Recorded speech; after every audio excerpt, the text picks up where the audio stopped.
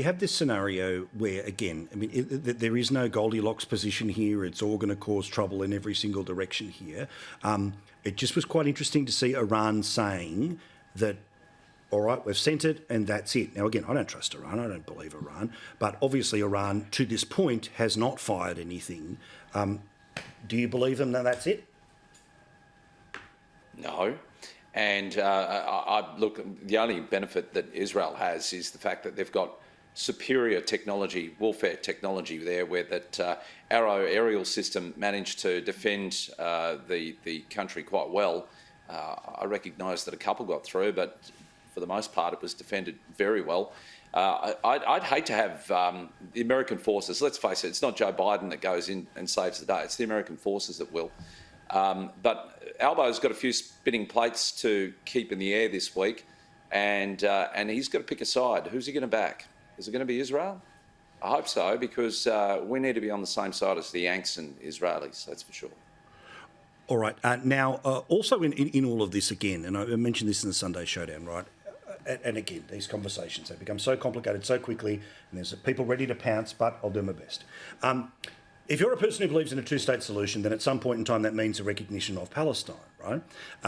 Penny Wong has, of course, started to move towards that position. It's certainly the one that the left would like to happen. However, for obvious reasons, the Palestine that would become a country at the moment would end up with Hamas as its government, right?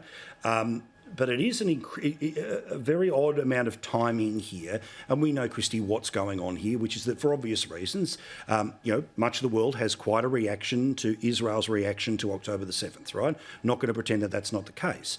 But it was to me a little confusing that at a time when things are still literally, there is a hot war going on, that was the time to start to change where Australia stood about the recognition of Palestine.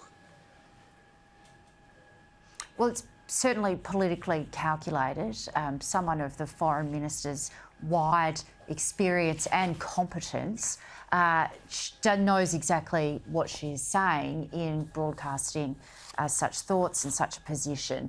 Of course, she's signalling to the internal Labor audience and external Labor audience, which includes seats in Western Sydney that have between 27 and 35% Muslim population, who the majority of them are in support of Palestine's situation. That is scaring MPs out in Western Sydney, not necessarily that they would lose to the coalition, but that it would see a group of pro-Palestinian local independent identities split the ALP's vote in those communities, reduce the margin and perhaps put Labor on an equal footing with the Greens against independent identities across Western Sydney and, of course, here in Melbourne as well. So it's not about global democracy. It's not about Australia's position as supporting a democratic nation in the Middle East like Israel. It's domestic. Well, as is the situation with Biden, right? Okay, he says what he says today about Iran, but then let's be honest, exactly. His own presidential hopes, well, they may well end up evaporating because of his willingness to stand by what Israel's been doing in response to what Hamas did.